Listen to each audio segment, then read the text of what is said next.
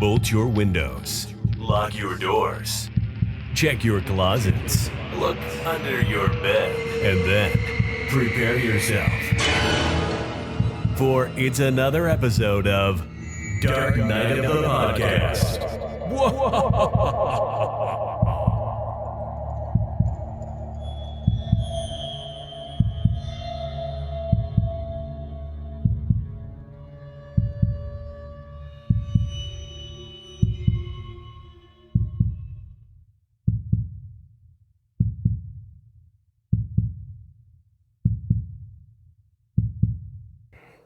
You know, Troy, I cannot think of a better way to kick off a Wednesday evening than by sitting here at my laptop with a can of claw looking at your face on my screen. It's becoming a ritual. I feel like this is becoming my defined Wednesday evening, week after week, no matter what stands in our way, even if it is a film festival.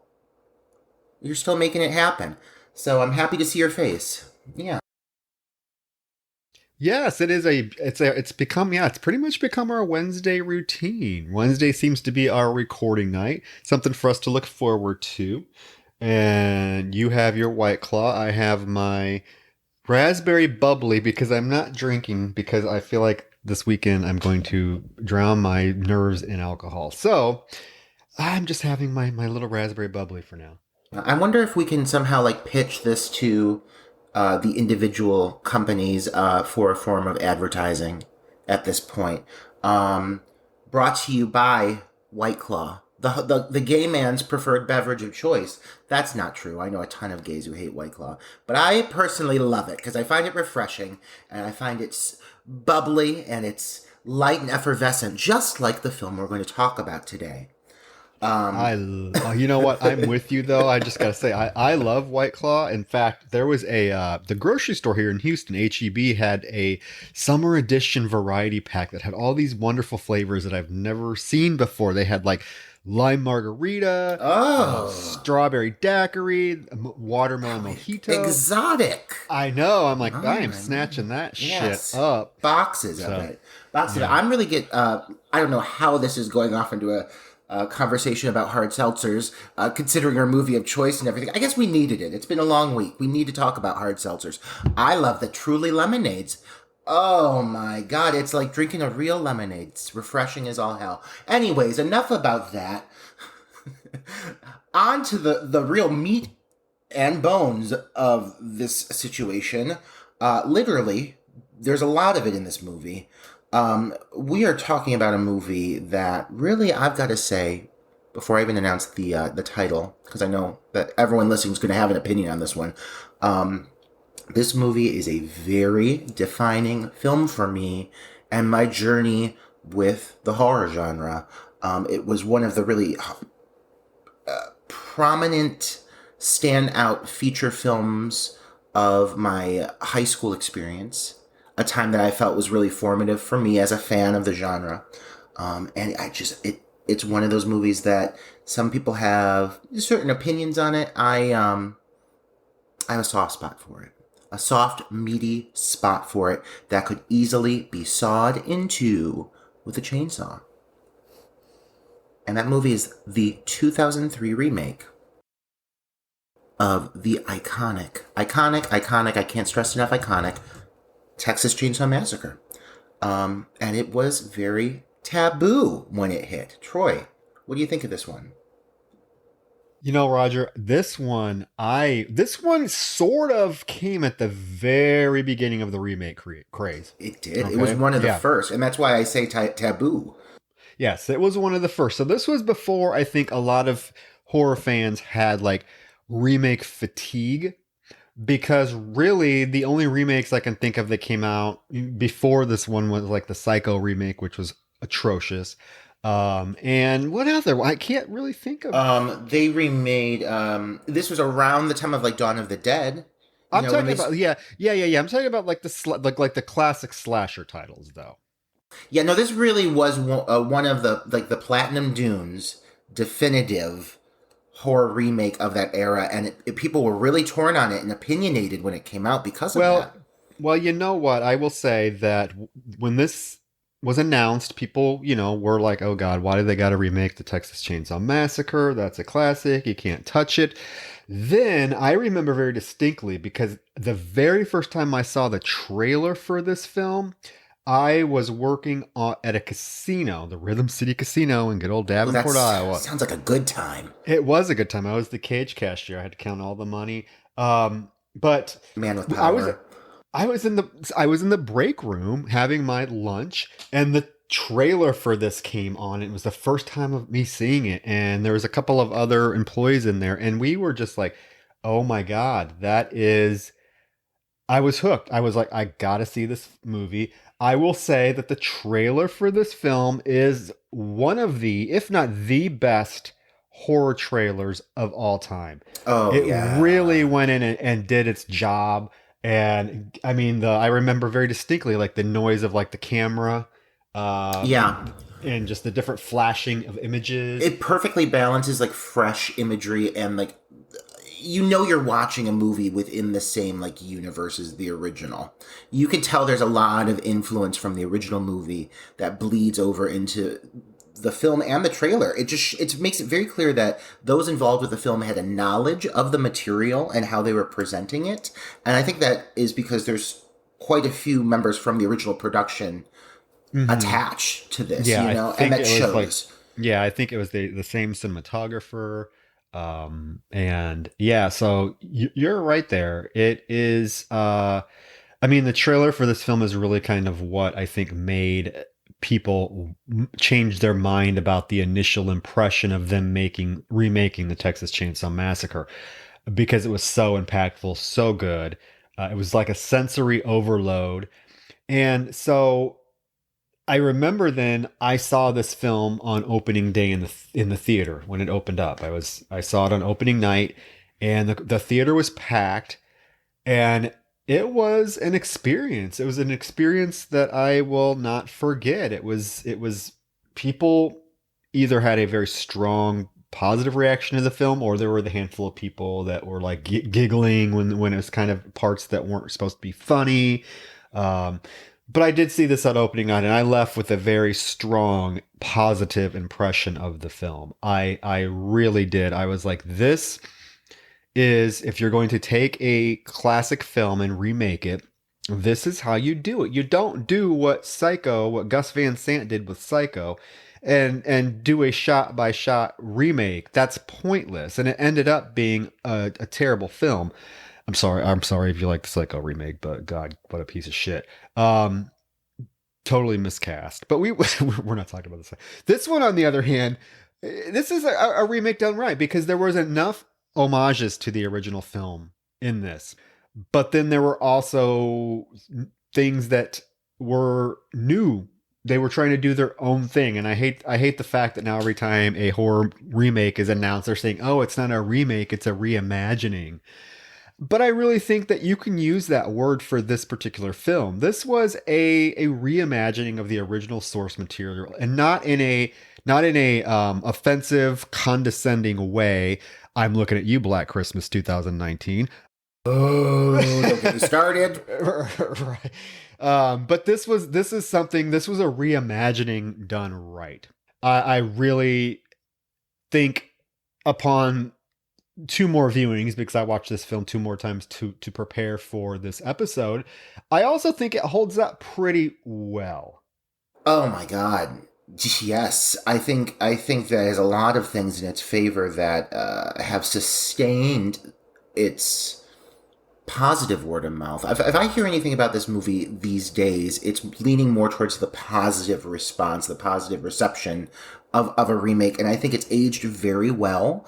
I think, especially in comparison to some of the other remakes that have followed, I feel that when it first came out, it was just so shocking. I remember being shocked at the fact that, oh my God, they'd remake a movie like that. To me, it just wasn't really up for an option at that point. Like, there had been remakes prior to that of some classic titles, but not one of these like defining slasher figureheads that have become so prominent, like, the Freddys and the Jasons. These hadn't happened yet. This was really the first one, I think, that it caused a reaction within the community, and we all know how diehard the community is, and people were torn. But I think upon observing this film as its own entity and what they do bring to the table, it's so hard to deny that it's a well-made film, and an effective film at that does what it's trying to accomplish, which is being a respectful homage to the original material.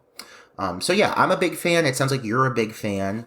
And I'm so excited to discuss this with you and really get into it. One thing I really want to point out, we don't always develop or acknowledge the cast, go through and actually kind of name the cast off. It's not necessarily something we do with every one of our reviews, but I do want to take a moment to acknowledge how many individuals within this cast specifically have, A, not only had really fruitful careers, but B, there's a lot of individuals who have leaned into the horror genre, like Erica Learson, who plays Pepper, who was in the Blair Witch Book of Shadows. Yep, and she was in Wrong Turn 2.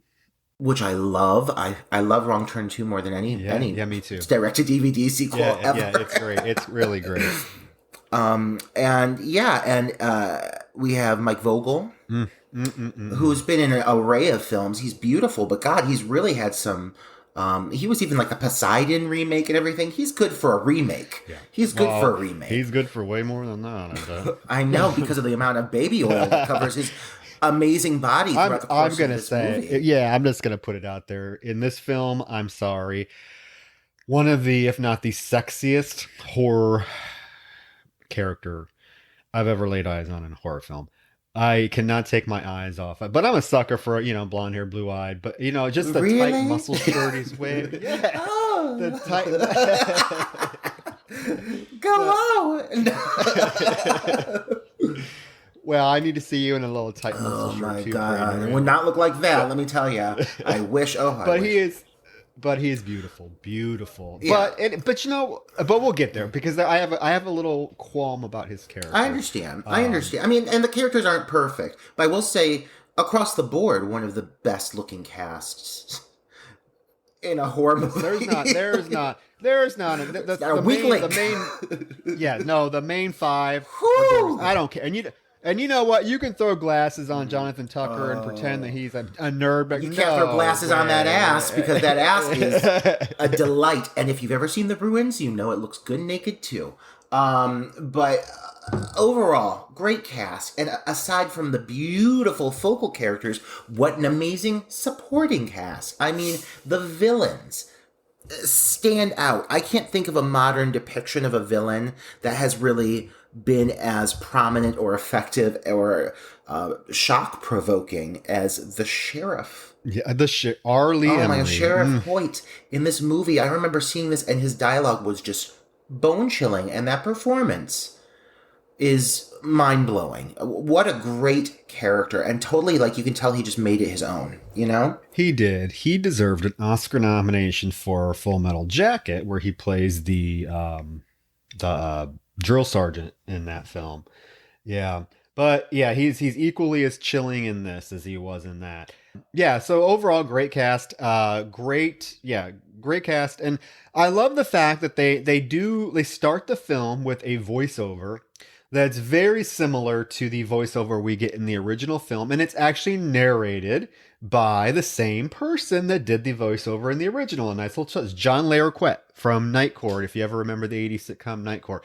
He did the opening narration for the original 1974 film, and he came back and gladly did it for this one.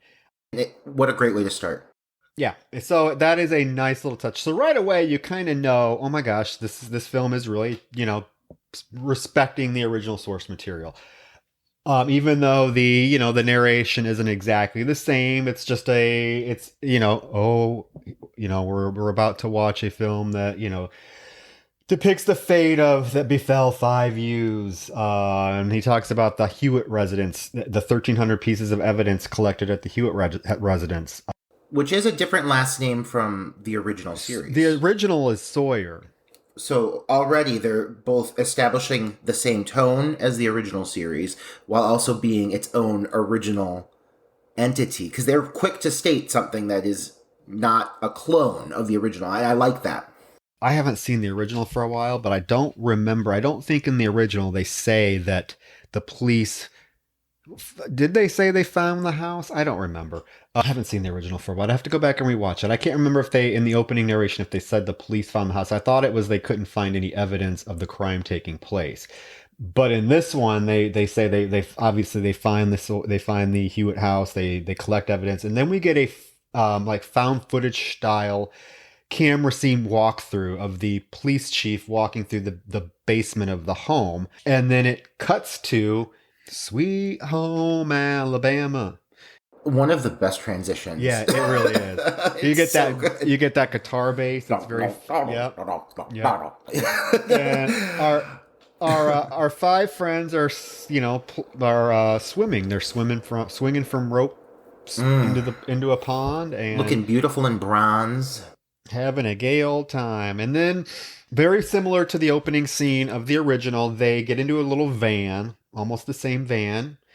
And we get kind of introduced to our five main characters. We get Kemper, who is driving the van, and his beautiful girlfriend, glistening like a goddamn roast turkey in her baby oiled body.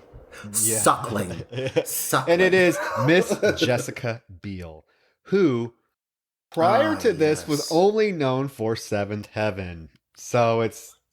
What a smart acting choice to take. To say, fuck that nonsense. Yeah, man. And to acknowledge with these characters, none of them have the same names as the characters from the originals. And while they're all kind of like archetypes of the personalities from the original film, to a certain extent, like, you've got like Pepper is clearly the oh God, what is the girl on the meat hook? I can't remember. Pam. She's definitely the Pam of this, and Aaron is clearly the Sally.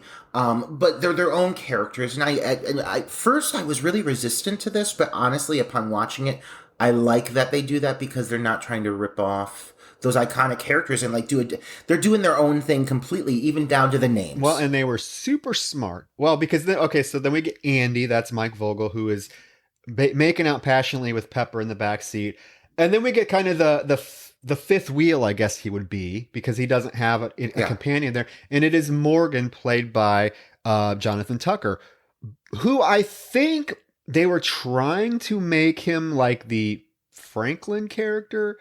They were, but he is nowhere near as annoying. And actually, as the film goes on, he is the smartest one of the bunch. He's the smartest. He's so endearing. And I'm so glad. And he gives I went next to Arlie Emery. I think he gives the best performance in the film. I agree. He has a monologue later in the film that it's pretty mind-blowing. It's an amazing acting performance. I'm happy he went on to kind of have a career that expanded outside of this kind of role. The supporting kind of nerdy figure. He just does really well with it, though. I mean, he's hot. I think he is a hot little piece of butt. But that being said, it's just a great cast across the board. There's so much personality in these characters and in the actors that play them. I really enjoy this cast. I think they do a great job of creating a friendship. And even if you watch the bonus footage on the DVD, because I definitely had the flip out DVD that turned into a chainsaw, you can just tell this cast like really enjoyed each other, and that translates here. So this opening like brief bit of footage with all of them traveling in some very iconic recreated shots from the original film. You get to get a good feeling for this friendship, and it's cut short, obviously, but you come in feeling like these aren't thin characters. They're very well-rounded characters. Yeah, you also find out that Pepper has only been part of the group for about 15 hours because they picked her up as she was hitchhiking outside of El Paso. And she says, what are the odds of you guys coming and picking and just coming across me, and picking me up? So there's kind of that little suggestion of fate, which ties back to the original opening voiceover about the fate that befell. the five teens, because if Pepper wasn't hitchhiking, if she maybe if she had to run in and use the bathroom and miss these people, she'd still be alive. God damn it. I really like how in this movie they will recreate certain moments, but they'll do it in their own way, in the sense of it manages to capture the vibe of the original moment, but it's its own thing. And I think this is a really good example, because if you remember in the original film, Pam has her opening dialogue of about Mercury retrograde.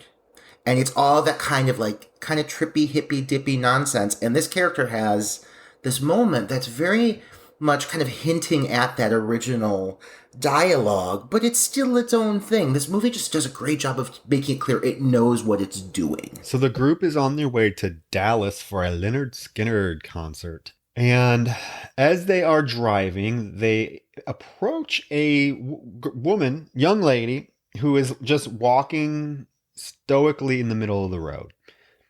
They stop.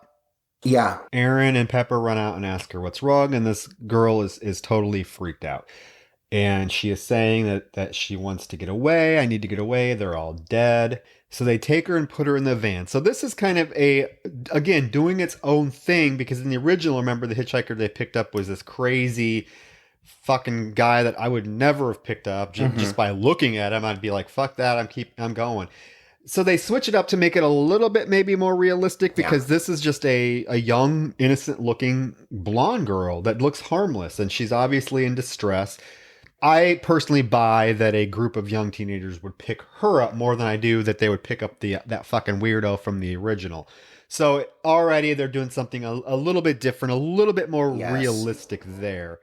They get her in the van though, and she is just a fucking basket case. A basket case. Yes, she's played by Laura German. Yep.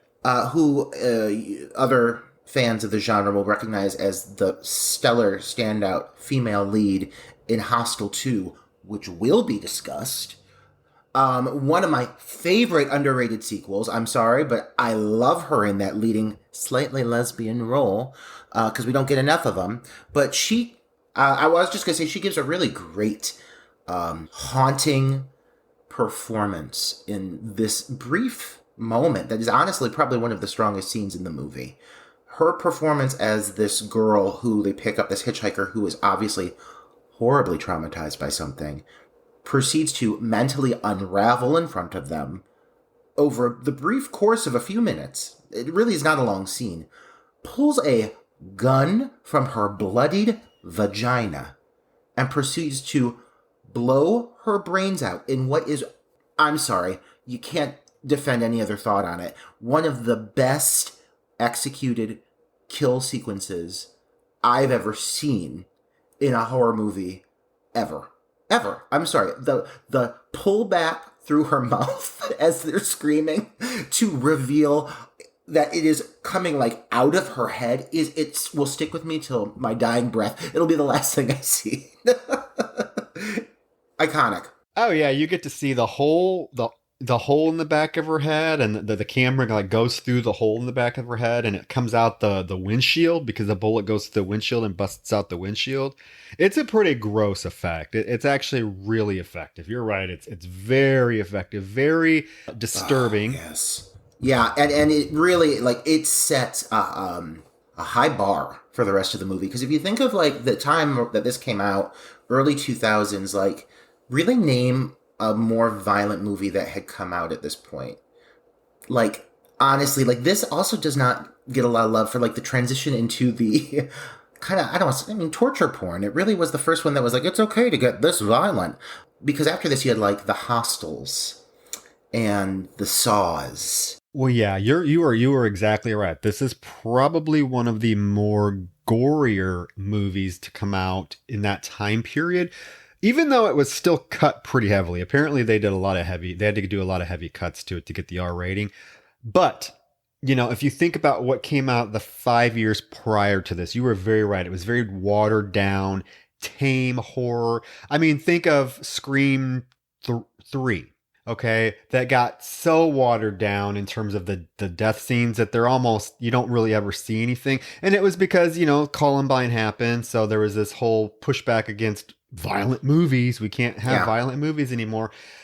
This came out and at least tried to be like, okay, we're getting back to the gore, the disturbing death scenes that kind of fell into the 70s and 80s that made horror popular or appealing. Because yeah, everything else before this and that 5 to 6 year period before this was very watered down.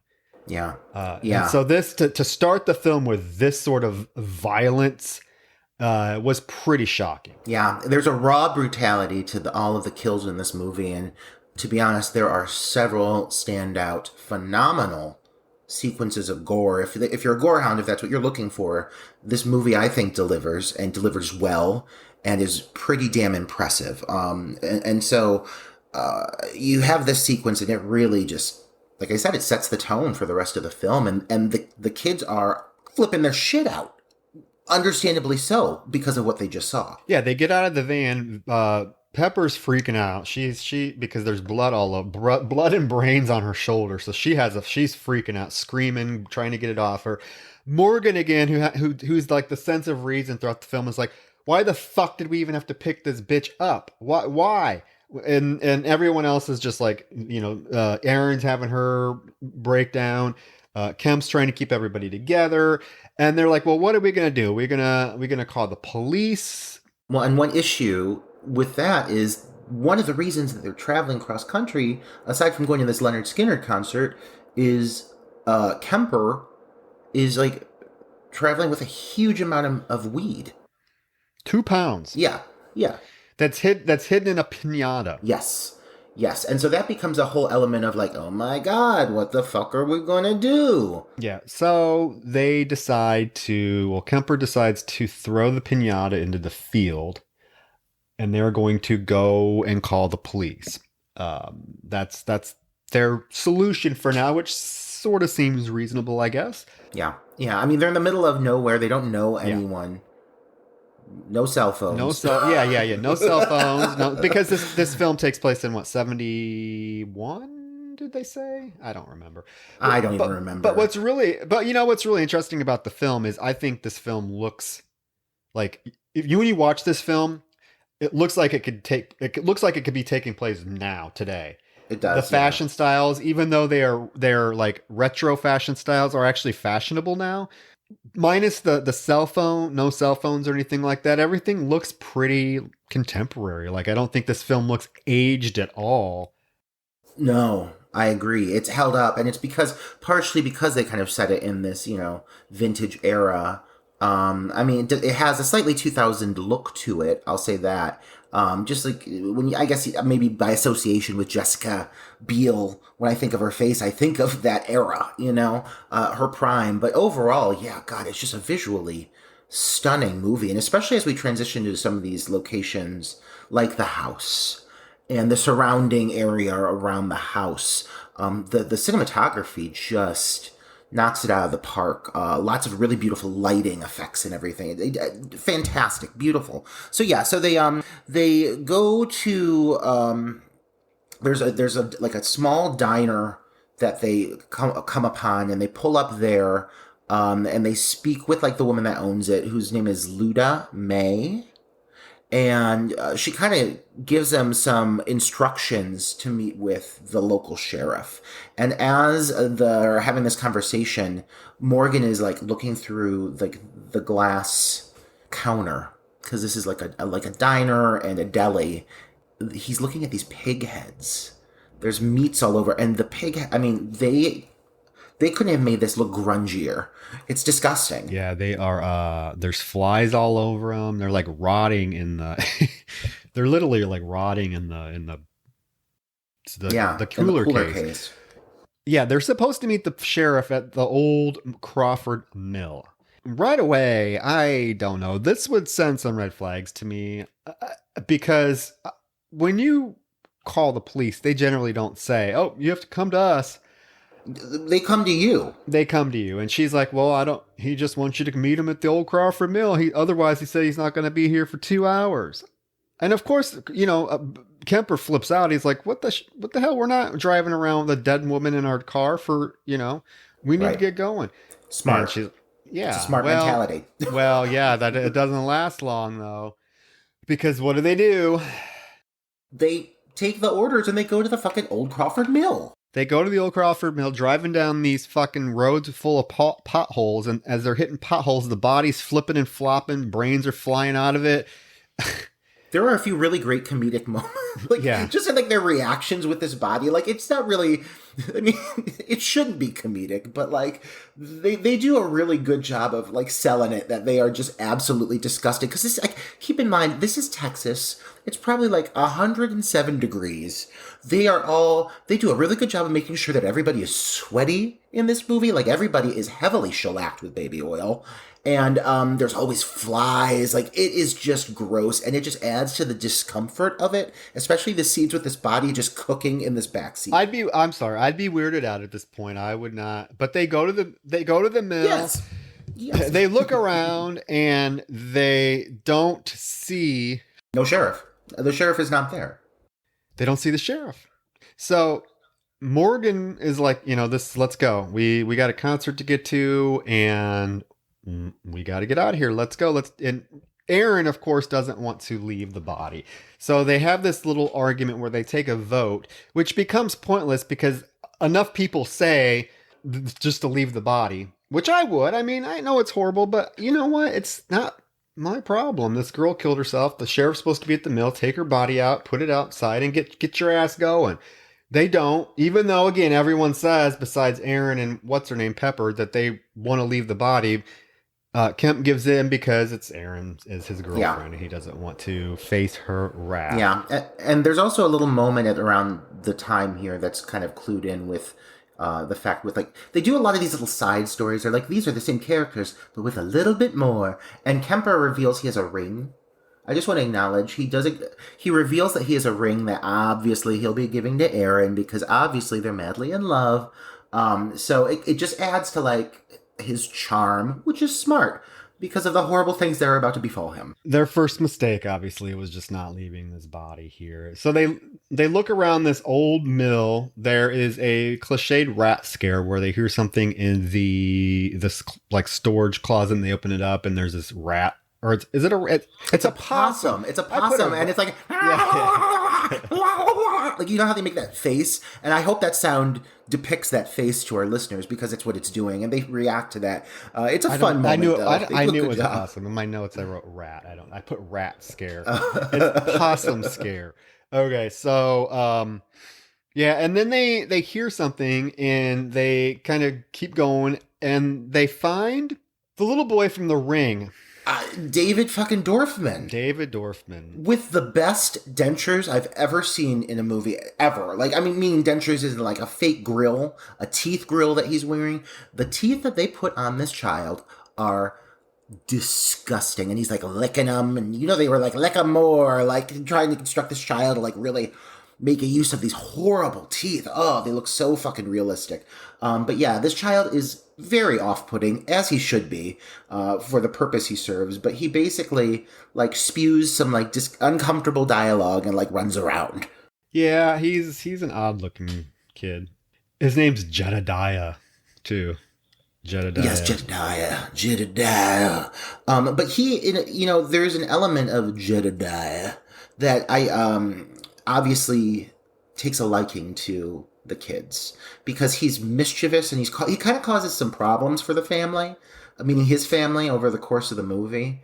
And so his purpose is almost like kind of, it almost makes me think of, The Hills Have Eyes with Ruby. Oh yeah. A character that's going against, their family's evil mentality. And I like that about his character. He's adorable. Especially in his scenes with Jessica Biel. But yeah, so he's good. He tells them that the sheriff isn't coming because he's home getting drunk. So they're like, okay, where does he live? Does he live close? And he's like, yeah, but you can't get there by car. So Aaron and Kemp decide to go and look for the sheriff's house. Again, at this point, I would have just left, but you wouldn't have the movie if they left, right? Yeah. Especially with a body. Like, with a body, how would you... You know what I mean? Like, can't you just leave it by the side of the road? You leave it at that deli? I don't know. Well, I mean, that would have been better than what ends up happening to them, right? It would have. You're right. Oh, and before there's a scene where little Jedediah is like in the van poking the body with a stick. Yeah. Oh my God. He's disgusting. I love it. It's so funny. And Andy's like, get out of there, you little mutant. I love a lot of the little banter in this film. There's little moments like that all sprinkled throughout until it gets really dark. Yeah, so Kemper and Aaron, they come across this house. This large, imposing, creepy, I don't even know what to say about this house. Beautiful, though. It's a beautiful house. It's just like literally in the middle of nowhere. It's this large, imposing structure, perfectly like a square structure with all these windows in the front of it and like these pillars in front. And they go knock on the door, and this legless old man in a wheelchair answers. Fucking Monty, who is just every character you're introduced to, like in the sense of like the bad guys. Every time you meet a character, they're more like repulsive than the last. And this guy he doesn't hold back. This gentleman is offensive. And he's making comments. He's hitting on Jessica Biel. He eventually, at one point, pretends to make his wheelchair topple over so he can grab her ass. Like, he's just gross. And again, a great performance. I mean, this whole family is honestly phenomenal. There's so many little characters sprinkled throughout who leave a lot of impact, a lasting impact, and he is one of them. Well, he lets her go in the house to make a phone call to the sheriff, but he makes Kemper stay outside. And then he is, in the meantime, when at the same time Aaron is on the phone with the police in this big house, the sheriff actually shows up to the van with Pepper, Mike, and Morgan. He pulls up, gets out of the car, and just puts his hat on, very like Southern type of stroll up to the window to the van, and he looks at the van. He's like, he sees the blood all over the back windshield. And he's like, my guess is your dead body's in there, right? That's like his first line in the film. And then it cuts back to the house. Yeah, and like wheelchair guy, like you said, tips his wheelchair over in the bathroom and is like, come help me. And when she does, he's like grabbing her between her legs and her ass. Yeah, it's like, it's so cringy. And they even like have him like, he's on like a catheter bag. Which, you know, because makes sense because he has no legs. And he's like handling it, like trying to handle it while she's like picking him up. And it's just so, creepy, gross, uncomfortable. All the words, the words to describe that. But while this is going on, Kemper goes into the house, correct? Yeah. Kemper's the boyfriend, and he goes into the house, and he's kind of having this like whole sequence walking through the interior of the home, and he's seeing that there's like all kinds of very like uncomfortable, strange artifacts, very in lieu of the original film. And it leads up to the sequence where he sees a TV playing with some like old 1930s animation on it. And he knocks something over and he goes to pick it up and he looks up and we have what is effectively the first kill of the movie, and very similar to a similar sequence in the original film. Leatherface appears behind him and with a meat cleaver beats him upside the skull, and he drops and he drags his body through the house and slams the metal door shut. Very similar to the original film. Very well executed scene. Yeah, it's really shocking. It's actually like this giant hammer bashes him in the head with like this huge mallet, and yeah, he starts convulsing and shaking just like the guy in the original did. And yeah, pulls him in and slams the door shut. And it's kind of shocking because you don't expect that to happen, because in the original it was Pam's boyfriend that got killed first. So to kill off, you know, Kemper, who we thought was probably going to be one of the last to survive, was kind of a cool choice, unexpected choice. Yeah, a good amount of the film had laid some heavy focus on his character and that development up to this point. So to kill him off was pretty startling, and this whole sequence is meant to be startling. It just from the sound of the score, the effects, it all hits really hard, and it's a really well executed sequence. And so basically, what's happening in this situation is that Aaron and Kemper being separated, she comes to the conclusion that he has gone back to the car. This confusion occurring from them being separated in this massive house, and so through a series of uncomfortable events, she eventually leaves, leaving Monty behind to watch her amazing ass as she struts away. They even at one point managed to recreate that great follow shot, very similar to Pam's walking up to the house. In this field in front of this house, they do recreate that shot at one point, and it again another delicate touch that just makes it feel like the original movie. In the meantime, the sheriff has found the gun in the van. He takes the gun, he looks in the van, takes the gun and puts it in his boot, right? And then he wants help to get the girl's body out of the van. So he has this like roll of saran wrap, right? This roll of saran wrap that he starts wrapping around her head. And he wants Mike Mike Vogel, Andy is a character, to help him wrap this girl in saran wrap. And Andy is like freaking out, and it's really gross because they lift her head up and like her whole head, back of her head is gone, and just brains are hanging out. And the sheriff is just gleefully wrapping it with fucking saran wrap. Oh, he's like spitting one-liners left and right, making like sexual kind of commentary about her and everything, and he's really pushing it. It's very clear. It becomes very apparent at a certain point that the sheriff is really pushing the limits with these kids to make them as uncomfortable as possible. He's doing it intentionally, which all starts to make sense as everything unfolds. But like every sequence with him. Once he really starts to kind of like let loose with this character is just phenomenal. His portrayal of this in this role is just disgusting and repulsive and evil.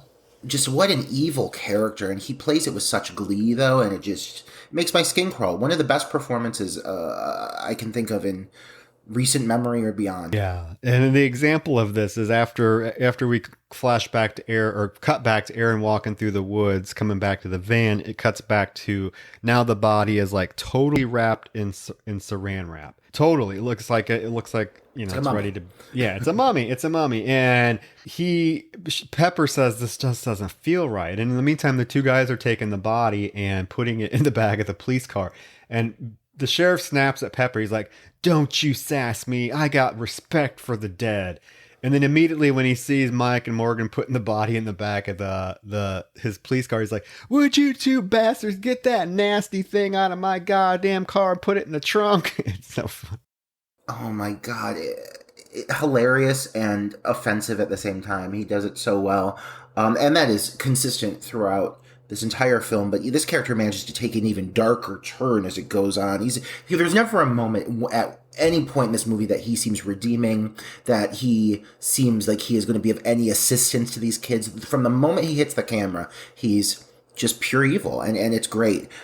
So they get the body into the car, and he basically turns to them and he says, Pepper makes a comment like, "Thanks for everything you've done," like very sarcastic, and he turns to them and he's like, "It's what we do." like he like salutes to her, like he makes this really like coy comment and gets in the car and like drives away with the body. And he's like, "That's what we do, protect and serve," and does that little salute.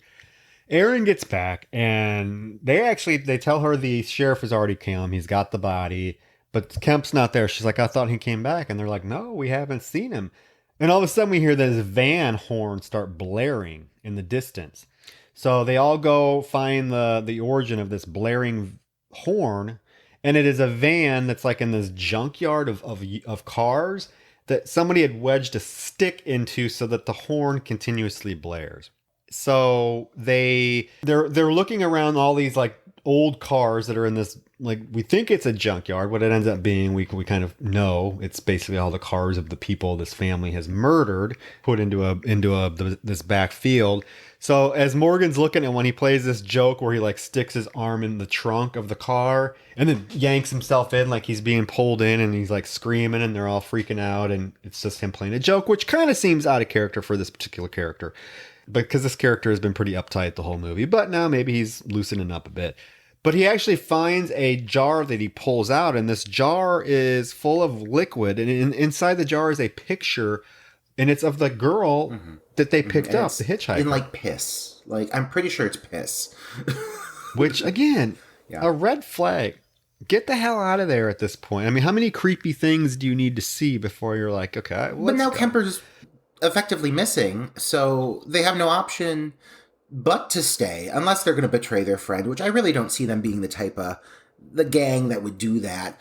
No. But I gotta say, again, with location design and what have you, we've seen a few movies now that have given the whole abandoned vehicles in a large setting scenario. We've seen it in The Wrong Turns.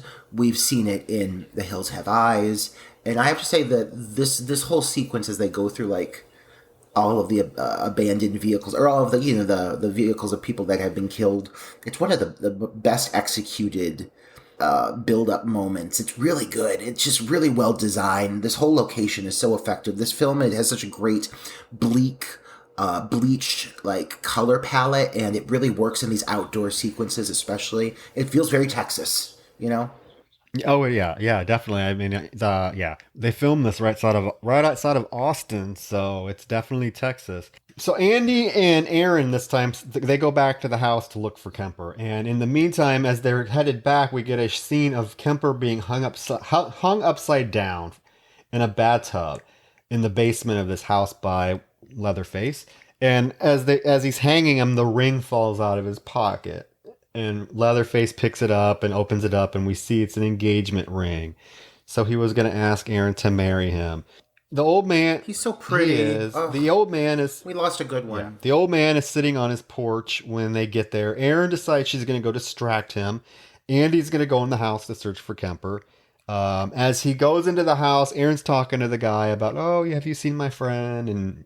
try to entertain him. Andy is searching this house, and he goes into the kitchen, and there are like all these strips of flesh just hanging in the kitchen, just everywhere. Oh, it's so nasty. And it's very similar to the sequence of Pam walking through the house in the original film with like the chickens. There's all these little nods to the original movie in this sequence. I love it. There's like pigs that are like running around the living room. He opens the refrigerator, and as we imagine, it's pretty disgusting. And as he closes it, something falls on from the top of the refrigerator, falls and crashes. The old man hears this. Aaron runs in. The old man comes in and yells at them to get out of his house. And he starts pounding on his floor with his cane. Oh, it's so effective. Come on, boy. Come on, boy. Yeah, bring it. Just pounding. And you think he's like talking to them, but what he's actually doing is summoning Leatherface. And... oh my God, I love this moment. Yeah. We get the scene where the sliding door swings open and the chainsaw is buzzing, and we get to see Leatherface in full chainsaw mode. Oh my God, yes. Yeah, it's pretty effective. It's very startling, very scary.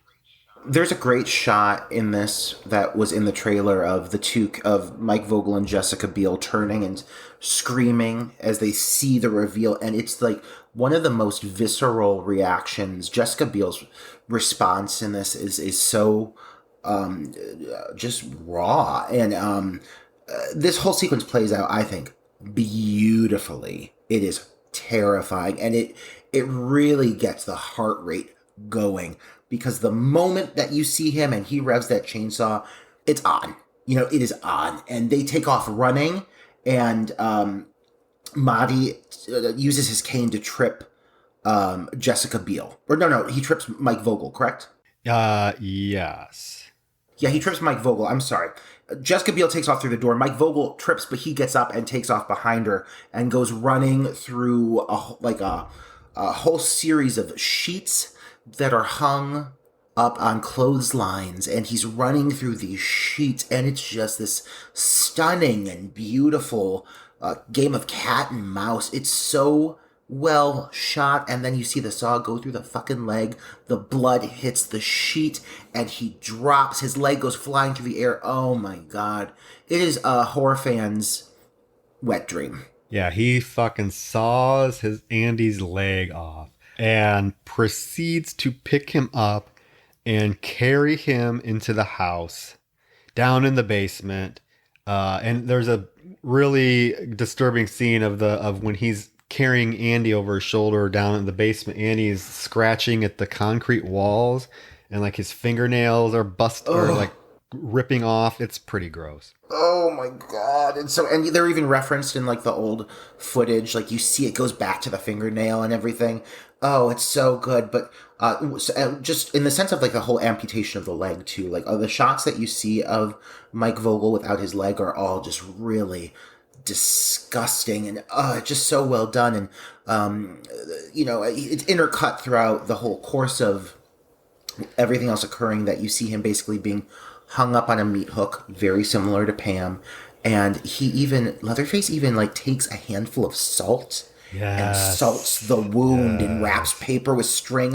He's treating him like a piece of meat. It is just visceral. It's so effective. Yeah. So probably, effective. again, we've had this discussion before, but probably the most brutal death. Well, Leatherface doesn't actually kill him, but this is pretty horrific what happens to him. I mean, it would be pretty agonizing, to hang on a meat hook and with your leg sawed off with salt on it. It's a pretty brutal death for a character that probably out of the 5 had the least amount of development, which, you could take that as a good thing or a bad thing. Do you want the horrific thing to happen to the character you really care about, or do you want it to happen to the one that really didn't have much to do in the film, At the same time, Aaron gets back to the van, freaking out. Pepper and Morgan are asking her, what's wrong? And she's like, we gotta go. At the same time, the van won't start. The sheriff shows back up. Aaron's like, they're all relieved. They're like, oh, thank God. And Aaron's like, please help me. And he's standing in the window of the van. He spots a joint in the ashtray, and this sets him off.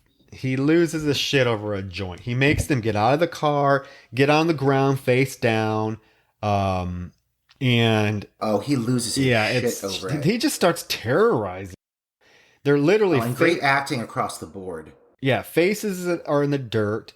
Aaron's screaming at him, why don't you fucking help me? Why don't you help me? And he literally takes his gun and shoots it 3 times over her head at them. I mean, it went from like 0 to 360 pretty damn fast. Yeah, well, he finds his in with making sure that he's got them under his thumb with that joint, and he just doesn't hold back, and it is just really, really awful and violent. And he's got it to the point where they're all spitting up in the dirt, crying, like you see their snot streaming in the dirt. And Jessica Biel, you can tell, is literally selling her performance so much that her voice is hoarse throughout this whole sequence. She delivers several bits of dialogue that her voice is breaking, so it's so hoarse. It just adds to the overall performance by all 4 of the individuals in this scene. Phenomenal. Yeah, she's like, why aren't you helping us? And she's just guttural screams and pleads, and he's just ignoring her. And then this is the moment that is perhaps one of the best acting in the film, is when the sheriff makes Morgan get up to go back in the van to recreate the shooting. He wants to see how the shooting took place. So he makes Morgan get up and get in the back of the van. And Morgan's in the back of the van, and he's like, now, is this where she was sitting? And he's like, yeah. And he's like, I don't think so. It doesn't match up with the windshield. And Morgan's like, well, maybe she was more in the center. And he's like, well, then get more in the center. Yeah, and like sitting in the brains and guts and everything. But her brains and everything are right there. And he's like, do it. So he scoots over, and he basically what he does is he gives Morgan the gun. and tells him to recreate her shooting herself. So at first he puts it at his chin, and this is a really great performance by Jonathan Tucker. I mean, his lips are quivering. I mean, it's really dripping spit. Yes. So he puts the gun at his chin, and he's like, I don't think she shot herself in the chin. And he's like, no, she shot herself in the mouth. And he's like, then put that fucking gun in your mouth. And he's like, no. And the sheriff literally takes the gun and makes him put it in his mouth. And he literally pushes Morgan to the point where Morgan turns the gun on him. And it's one of those things, it's because he's so obviously abusing his power over him. And so Morgan turns the gun on him, and he goes, fuck you, motherfucker! And he fires the gun, only he finds that there's no bullets in it. So the sheriff goes, Are you trying to murder a police officer? He flips his shit on him, and then he starts beating the shit out of Morgan. The girls are screaming. He forces Morgan in the cop car. He's screaming at everybody, just obscenities. It's so awful. It's a really effective scene when he's pointing the gun at the sheriff, because you don't know if he's going to pull the trigger or not. There's a several seconds of him pointing the gun, and the sheriff's like, shoot me, shoot me. And you don't know if he's going to do it. And outside you have Pepper screaming, shoot him. And Aaron's like, don't shoot him. Don't do it. And he pulls the trigger, and it's empty. And the sheriff's like, you fucking murderer. And from that point on, poor Morgan is beaten and abused, and he's just manhandled by this guy all for the rest of the movie. Yeah. And then it cuts to Mike is still alive. He's been hung on a meat hook, and he's trying to yank himself off the meat hook, but he keeps falling back down on it. It's so just. You can feel everything. The way they film it, you feel it. It's so brutal. And he's he's atop a piano. It sounds weird, but he's atop a piano and it's raining on him. For whatever reason, the pipes are leaking, He's in this basement, he's on top of a piano, but just enough so that his toes are touching the keys. So you hear the ding, ding, ding, ding, but then when he stumbles, you hear the pound on the keys, so you know it went deeper into him. It is brutal. It's brutal. And meanwhile, the girls are still back at the vehicle. At this point, Pepper is useless. She's fucking useless. And Morgan's now in the car with the sheriff. The sheriff's driving him somewhere. Morgan is like, well, the sheriff asks them where they were going, and he's like, we were going to a Skynyrd concert. And the sheriff's like, ooh, I like Skynyrd. See, boy, we have something in common. Isn't that a hoot? And the sheriff's like, well, what are you going to do with your Skynyrd concert now? And Morgan's like, very sarcastically, you can have it. And the sheriff just out of nowhere reaches and just bashes him in the side of the face with this glass. Oh my God. It's like a bottle of whiskey he's drinking out. Yeah, and it's his teeth. His mouth just starts gushing blood. His teeth fall out. Oh. And he's like, he says are you trying to bribe me? Bribe me? That's against the law. Oh my God, the sheriff is such a piece of shit. He's a piece of shit, and he just treats these kids so horribly. I love it. Yeah. But no, so now is the part where it's back at the vehicle, and Pepper is no longer capable of making rational decisions. She is obviously terrified, but she is completely fucking useless. And she's wearing, I just want to acknowledge, a down coat. In the middle of what I'm presuming is summer in Texas. Yes. I mean, does it get cold? You live in Texas. Does it? No, it does not get cold. Not enough for a down coat. And where did she get it? I mean, I can't say it was in the back of the truck, because the back of the truck is filled with brains. So, but whatever. It was made, I think it was done for an aesthetic choice that's coming up here in a bit. Yes. But to me, it's strange. I mean, she's also in that halter top that's very reminiscent of Pam's halter top from the original film, though it's not utilized in the same way, having that bare back exposed and the meat hook, But she's in that top that's very reminiscent, and it does not leave much room to the imagination. So maybe she was cold in the sweltering Texas heat. But so she's trying to assist Aaron with restarting the vehicle, with getting the van going. And she's like holding a flashlight and shaking and trembling, and Aaron's just like, Jesus Christ, would you just hold it tight? Like, she's like, would you just hold it still? And these two girls are really trying to make things work. And Aaron, I have to say, is a pretty capable, at this point, she's a capable female lead. Like, she's tough. She's a tough character. And she's really trying to grab the bull by the horns with this one, and it's just not happening. Yeah, she knows how to jump vans. She says she learned how to do it, or she knows how to jump cars. The sheriff, in the meantime, has stopped in front of the house, and he makes Morgan get out of the cop car and just beats the fuck out of him, throws him in a puddle, and then drags him into the house. Cut to the van finally fucking starts. 20 minutes later, and they start to drive it away, and all of the wheels fall off. Oh, I love it. You were with these girls through this whole sequence of them trying to get this vehicle started, and then... Did somebody come in? It's such a... Yes, because remember they all left the vehicle at one point, so obviously that's what happened, and it is, like, they finally get it going, and the whole thing just fucking falls apart, and as soon as that fucking happens... a chainsaw comes through the glass of the vehicle. Like, it just busts through the windshield and just starts sawing around, and they're screaming, and they're climbing into the corner of the vehicle holding each other, and the saw is drilling through the roof, sawing through the metal. There's sparks everywhere. It is such overkill. It's amazing. It's gold. I love scenes like this where there's like the killers trying to get into, the chainsaw comes through the roof of the van. It's like inches from their face. It actually at one point touches the back of Pepper's coat. Yep. Leatherface gets a hold of Aaron's hair and grabs her. And at this time, Pepper takes the opportunity to get out and run. And as she's running, Leatherface basically chases her down, and she throws a garbage can at him, but he's able to saw her in the back with the chainsaw. She falls on the ground, and he apparently saws her stomach open. We don't see anything happen. What we see it from Aaron's perspective, we see her watching him as he's chainsawing, and all of the down feathers are flying in the air. I mean, I don't know. I don't care what the season is. I think it's such an effective It's cool. It's cool. I feel like it was kind of a rushed death for her. Yeah.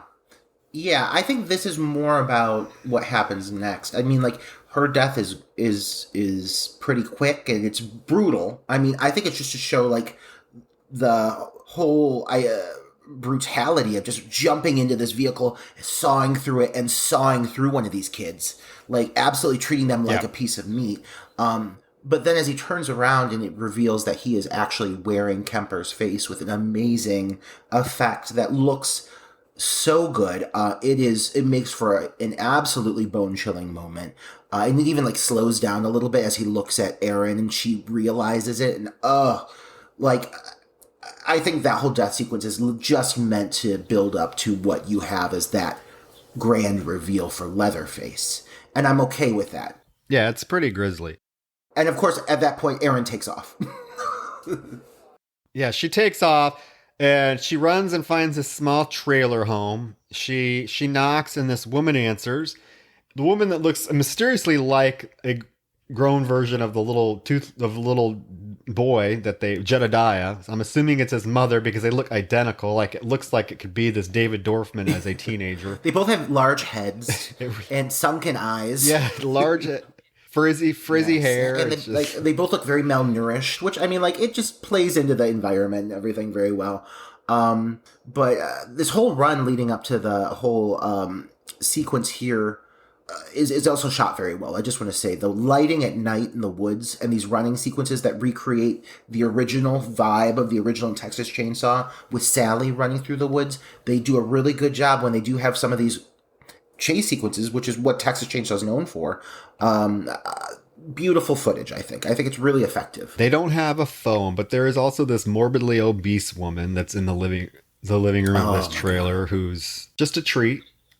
What a gift. I love her. She is very, very pleasant, very jovial, giggling, jiggling.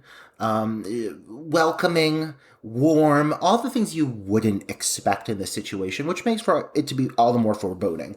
Yeah, they don't have a phone, and she keeps looking at the door. And there is a little bit of dialogue here that sort of gives you a backstory about, I'm assuming Leatherface, because the one lady's like, "Why are you looking at the door? Nobody's gonna come in." And Aaron's like, "He's gonna kill us. He's gonna kill us all." And the girl, the weird looking short haired lady's like, "Oh, he knows better than to come in here and mess with us. He's a sweet little boy. He's a sweet little boy. Yeah, he had some disease when he was a kid, but he's harmless."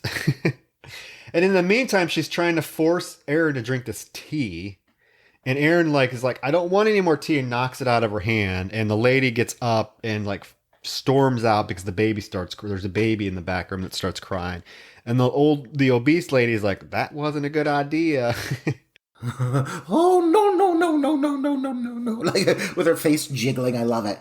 That Henrietta is very, it's very clear that she's got something going on with this whole teacup. Because she's like, "Here, have some tea. Some nice warm tea make you feel better." And she's really pushing this tea on Jessica Biel. And Jessica Biel is, again, selling it with the panic, the sweat, dripping. It's just, nobody's really taking the whole thing seriously. And you kind of know right away that shit's about to hit. And so when she hears the baby, Jessica Biel gets up and she wanders into the room.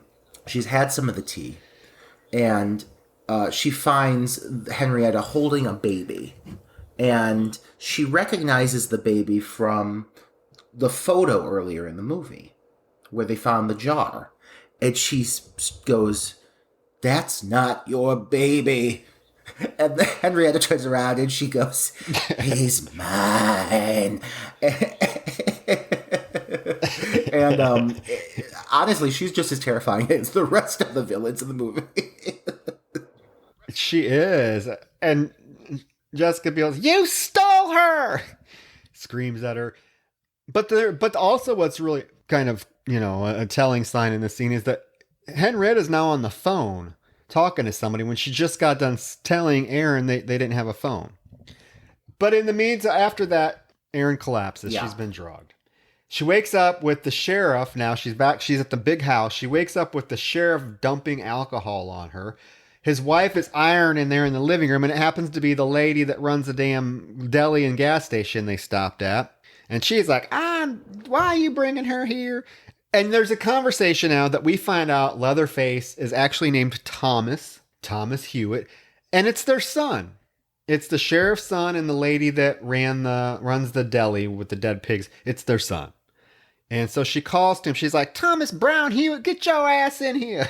And Leatherface comes sulking in and grabs Aaron and literally throws her.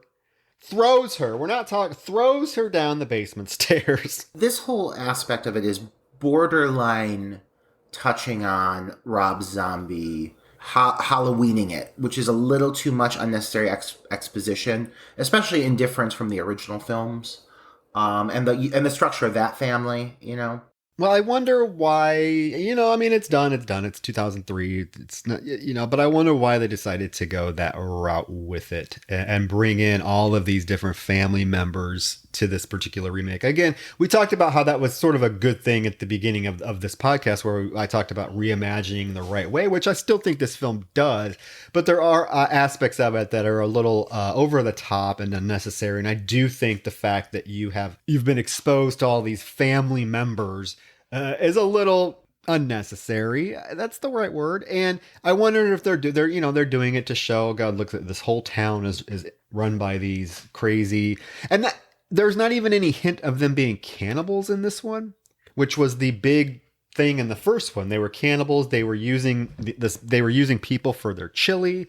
That's not even mentioned in here. So it's just like a family that has a homicidal son that they try to protect. Right. And that is the one area that it does stray a bit, not for the better, I would say. I just found the original film just felt very much like a group of people who had found each other because of their being unstable. and that their family wasn't necessarily a biological family to me.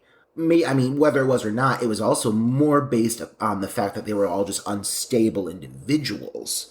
You know, these are characters are unstable to a certain extent, but they're more just, in their minds, like breaking the law or going against the law and letting their son do what he, kill because it's his nature to kill, and they just cover it up. And yeah, we've seen it before, And then the mother says that he basically that Thomas was bullied as a kid because of the way he looked, and that nobody ever gives a shit about her son. And so basically now we're getting the fact that Leatherface's motive for being this brutal chainsaw wielding killer is that he was bullied as a kid. I mean, really? Yeah. Okay. Yeah. We'll go with it, I guess. Yeah. But it's not the most. I really liked the original kind of where we really know the motive of what was driving him to do it. Yeah.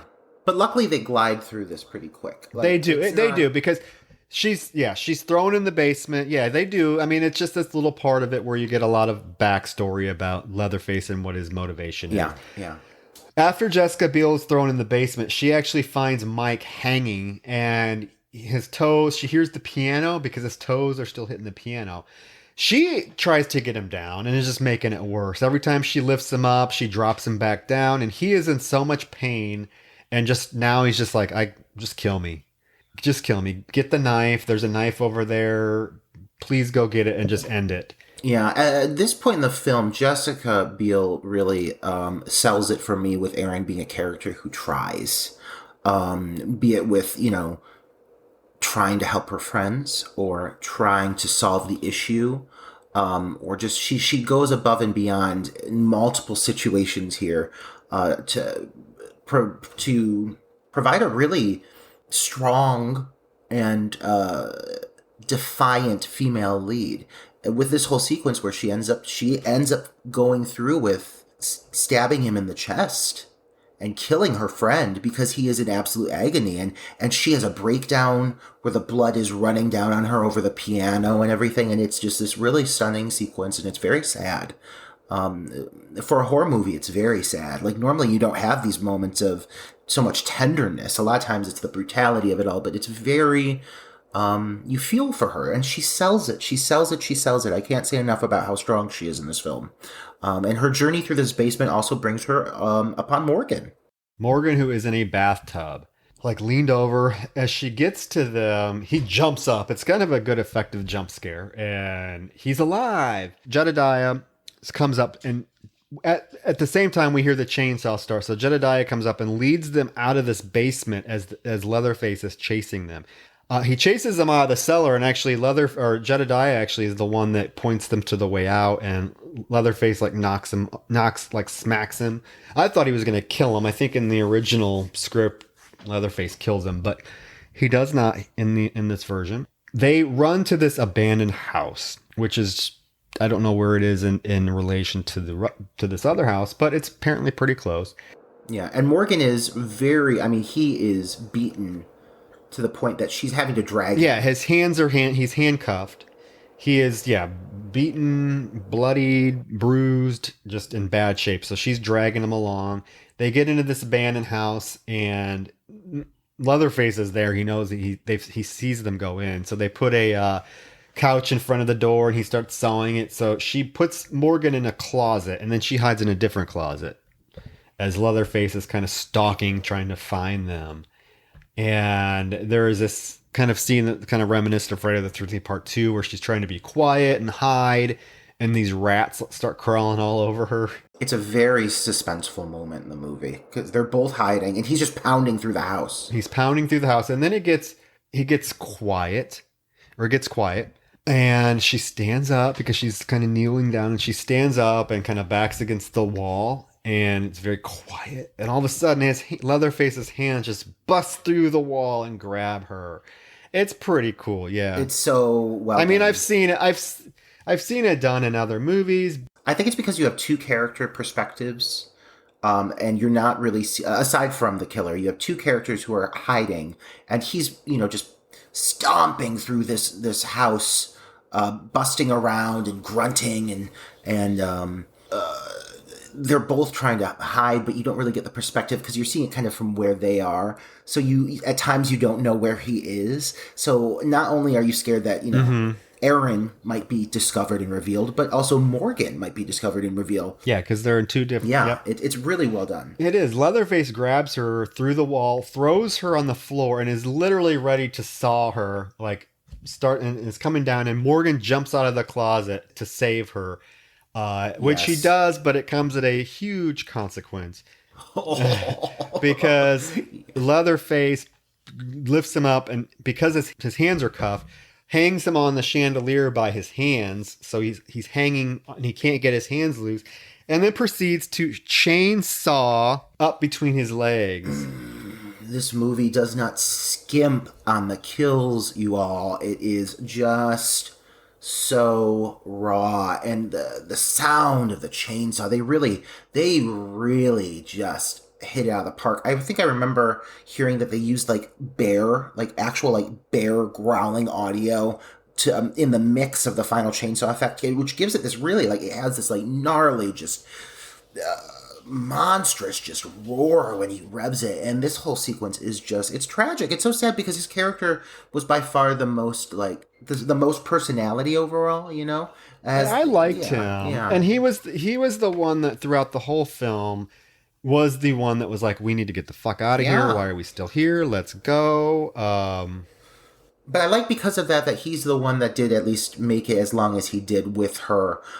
Because in a normal structure, you wouldn't necessarily expect him to be the last one to go from the leads. But god damn, for what he's put through, I would have just rather been killed right away. Yeah, true. But Aaron...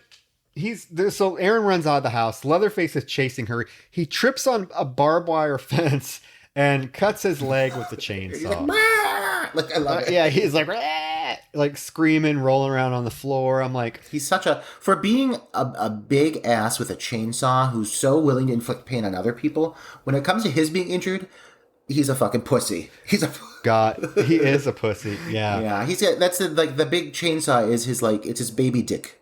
Escape, people have baby dick mobiles. When people have a big truck, it's a baby dick truck. The chainsaw is his baby dick weapon. It's very phallic. So Aaron runs out into the road. There's a car that doesn't stop for her, and she runs into the woods and comes across this slaughterhouse and goes in. Leatherface chases after her. He's grabbing her. She's trying to pull down the door, the garage type door thing, and he's grabbing at her. She gets in. She gets away from him, and she runs and hides in this freezer with all these carcasses. God, and I think it was real meat. I'm pretty sure this was real meat. Yeah, it was disgusting. And you can just feel how cold it is. She's shivering. She gets inside of one of these cow carcasses and is just shivering. And all she's wearing throughout this whole movie is this white white tank top and these tight jeans with this cowboy hat that obviously she's lost at this point. But she is just shivering away in this carcass, and Leatherface is stalking around. You don't know where he's at in relation to her. And then all of a sudden he grabs one of the carcasses and just starts throwing them on the pulleys that they're on. And she gets knocked out of the carcass. She's knocked on the floor. He's coming after her. It's just, this whole sequence is pretty gnarly. She's got to fight. It's not one of those things where she just hides, and then raises an axe and brings it down on someone's head and it's done. This girl is having to hide and fight for a big chunk of the movie. She earns final girl status in this film. And also I know that's real meat that they use, and I'm pretty damn positive that she's a vegetarian. So also going outside of her comfort zone, which probably made it for an even better performance from her.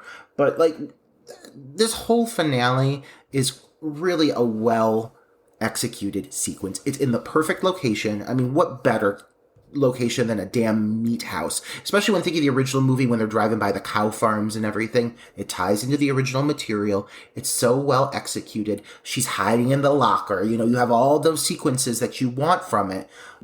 It's just very, very well handled game of cat and mouse. Well, and what this film did with this character that the original did in the original, Marilyn Burns is amazing in the original film. I mean, she gives a guttural, visceral performance. Everything that she does is very real. Sally in that film is not a fighter at all. She's a flighter. She's kind of, I mean, she's at the point where she's having a mental breakdown, and whereas this character is much more of the fighter final girl that we are kind of used to. And I'm not saying I don't like the Sally Hardesty character in the first one. I very much do. You feel for her. But there's not really fight in her as much as there is in this character. So they really took the whole, I think, the final girl trope that the 80s made, or Halloween and then into the 80s, all the final girl tropes that were these like innocent little girls, but they when the killer confronted them, they were going to kick the killer's ass. They used that with her, and I think it's pretty effective. She doesn't really get a scene like Sally did where they're, beating her in the head with the hammer. They left that whole thing out. They don't really give her a moment like that, but they do, I can think, put the character through a little bit different trauma, like having to kill Mike, having to, there are some effective scenes where she is, put through the ringer. Seeing her boyfriend's face on another man's head. I really think they gave her like a Patricia Tallman versus Judith O'Dea Barbara twist from the Savini remake of Night of the Living Dead, where they took Barbara and they made her into kind of almost the Rambo. They did that to a lesser degree with this. Like, Sally was a survivor, but yeah, you're right. She was a runner. She never stopped to fight. This girl, right, she grabs a meat cleaver after she gets knocked down in this freezer, and she runs and hides in a locker. And there's a whole row of lockers on both sides of this wall, this hallway, and Leatherface is kind of coming, and he looks in a few of them, and he kind of gets bored and turns around and starts walking away. And she knows that he's walking away. And some reason, I mean, I guess this is the fight in her, she screams at him to come back. It's just out of nowhere. She's like, get back. Hey, you. And then there's a moment where you see that she realizes she probably shouldn't have done that. She like grabs her mouth real quick. So it must have been just this rush of adrenaline where she's like, you know what? I'm going to get this fucking bastard. He killed my friends. It's really an effective scene. It kind of doesn't, again, it's one of those things that doesn't make sense for the character. But when you think about it, you don't know. You just watched your boyfriend his face cut off. You just saw your friend. You just had to stab your friend. Your other friend was chainsaw through the groin. You might get this moment where you're like, you know what? I'm not letting this fucker escape. And this is the fight that comes out in her. He actually comes back and he starts opening the lockers. Yeah.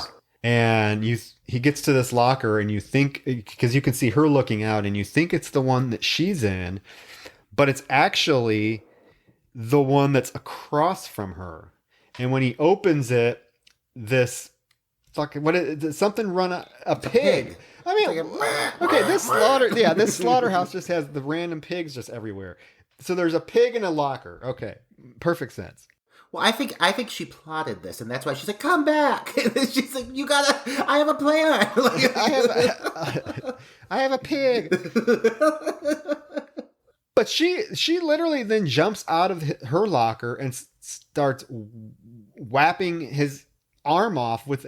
This bitch cuts his arm off with a meat cleaver. The hand drops while holding the chainsaw and starts spinning around on the floor, leaving a smear of blood. It is so badass. Jessica Biel is a fucking like queen in this sequence. She takes his hand off and she fucking takes off running. Badass. Such a badass. I love this moment. And he's just flipping his shit. He's like, blah, blah. He's sitting on the floor like, blah. And again, but I don't remember, because this movie has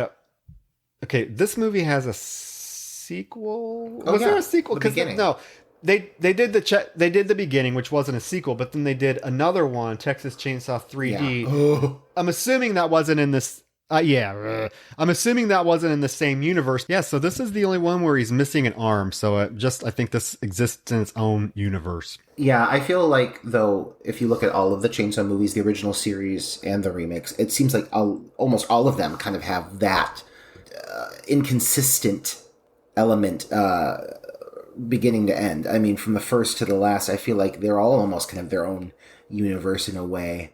Especially with these sequels, they make a lot of bold choices, and I don't know. And I would say that I think out of all the remake, from the remake on, I think the remake is the strongest.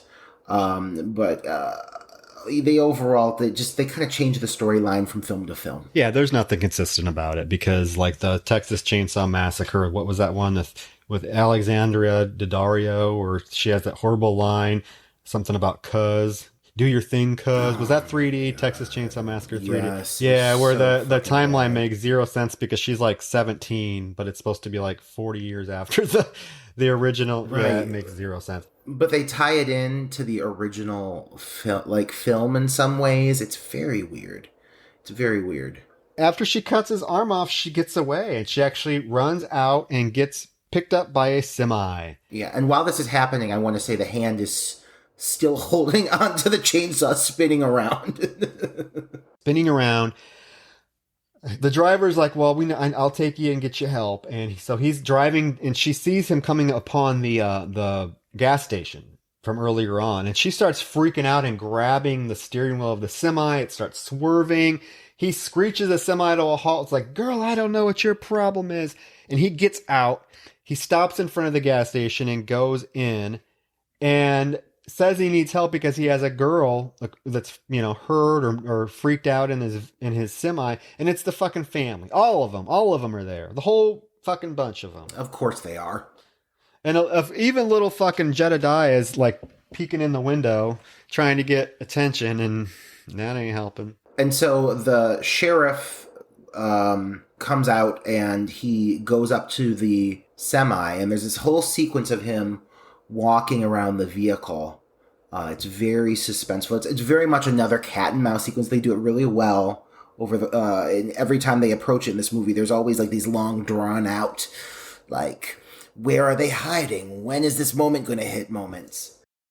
Because it's intercut with Jessica Biel jumping a vehicle, and you're led to believe she's jumping the semi. Surprise! It ain't no semi. She's not. She's not, because he opens the semi and she's not in there. And as he backs away, this bitch comes at him full force in his police car that she just jumped and runs his ass over. And that ain't good enough because she backs back over him. She's like, you bastard, backs over him and then runs over him a third time just to make sure. Oh, it's amazing. And it's after everything he's put these kids through, and especially her by this point, it is so satisfying.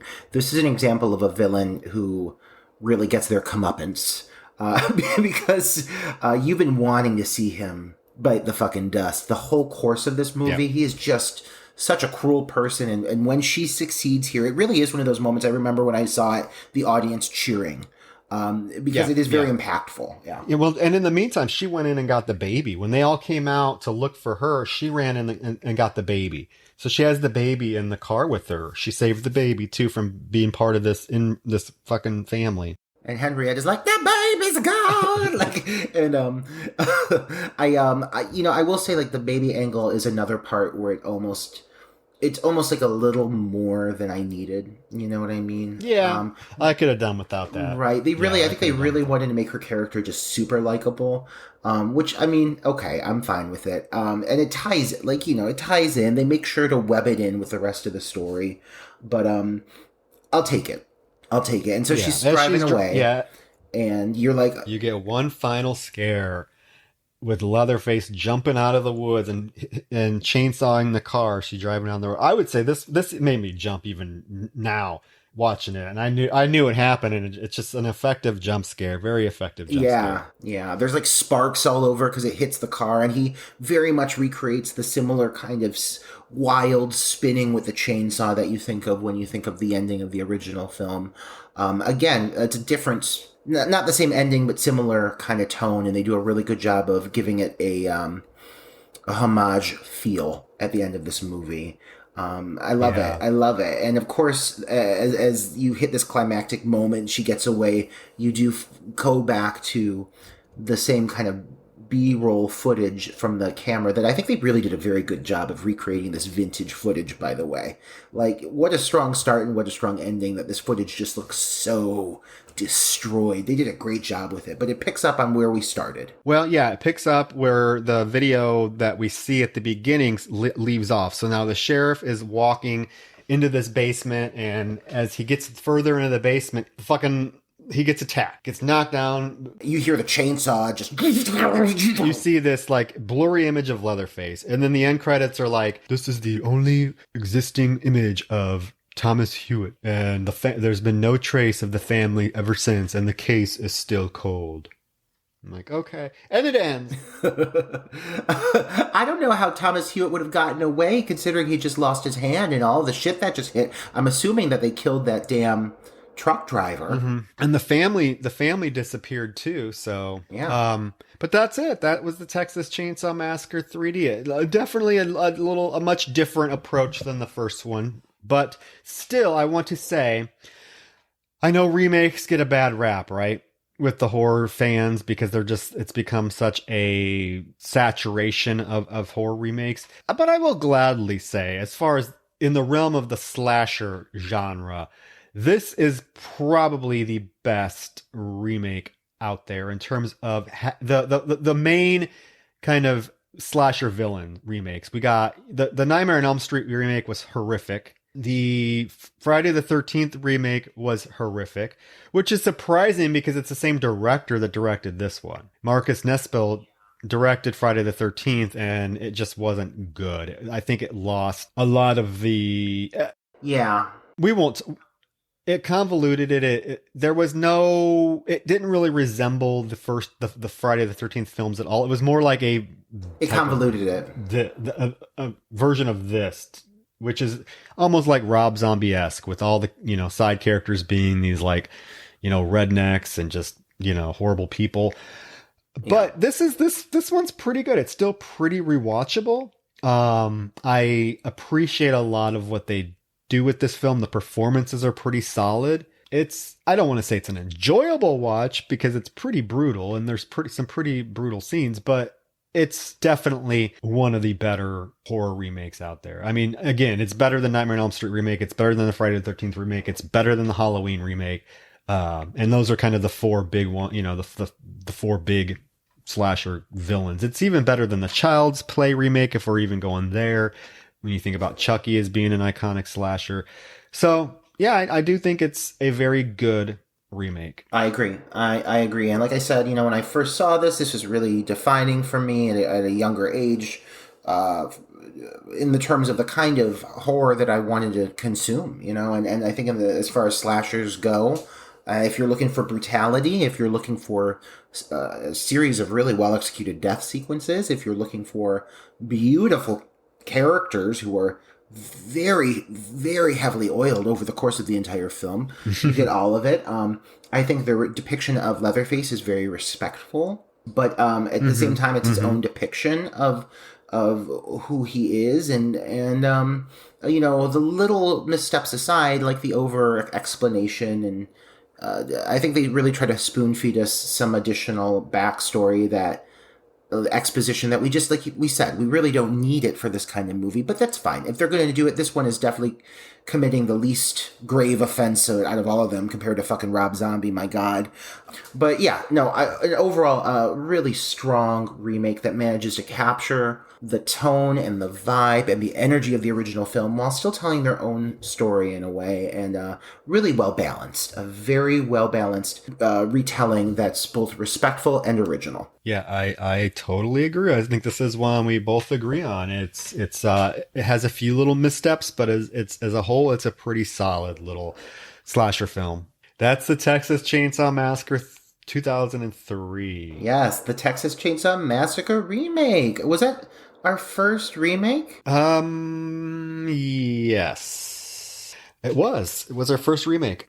Now watch me look back and think, oh shit, no, we did this. But no, I think it really is our first remake. So now you have to ask me, Roger. You have to ask me. What is your next selection? Oh my, of course I'm going to ask you. I've been chomping at the bit waiting for you to tell me. Okay. Troy, what's your next selection? I am dying to tell you because, as an English teacher, I love theme, right? I love themes. So for my next pick, because you threw Texas Chainsaw Massacre out at me, pretty unexpectedly.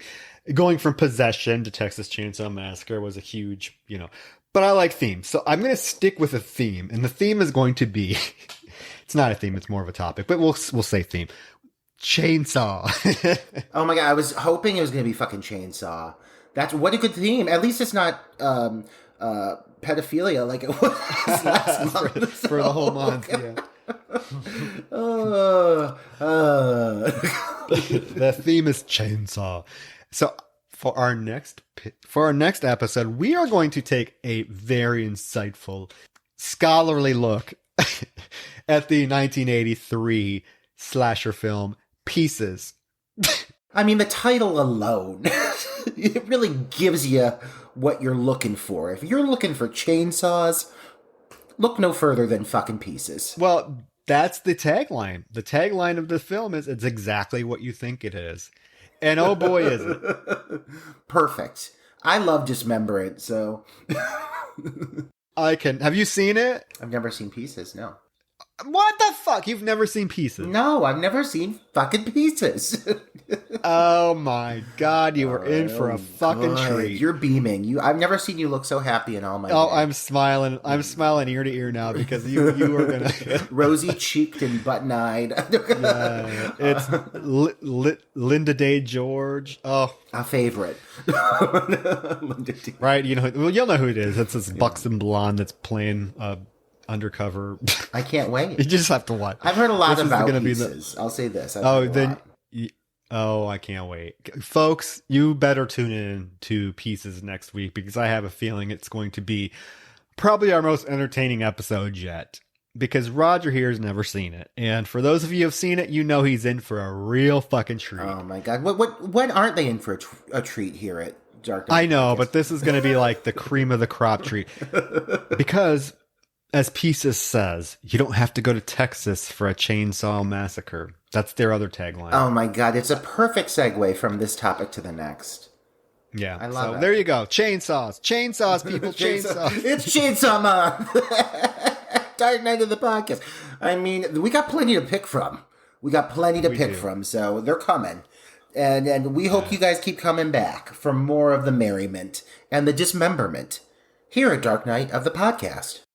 There we go. Texas Chainsaw Massacre. Yes. So thank you guys, as always, for tuning in to this episode. We are excited. And again, next week, you are in for a treat, I'm positive, with the Pieces, the film we're doing. And I'll have all kinds of stories to share from the Houston Horror Film Festival, which, as soon as I get off this podcast, I am going to be full force consumed with that until Sunday night. So, yay. Yes, and yet he still managed to make time for all of you. So, my God, at least do him a favor and go give us a fucking like on one of our providers. Go give us Apple Podcast. Go give us a review, perhaps. 5 stars. 6 if they let you. But for the love of God, it's all we ask. We keep giving you the material. You could give us a little bit of love and appreciation. For the love of ham, we gave you Jessica Biel's heavily oiled navel for the topic of today's conversation. What more do you want, homosexual men? All righty. That is it. So we will see you next week for another episode. So thank you again for tuning in, and good night. On that note, we love you guys to pieces. Next week. Thank you. All right, everybody. Good night.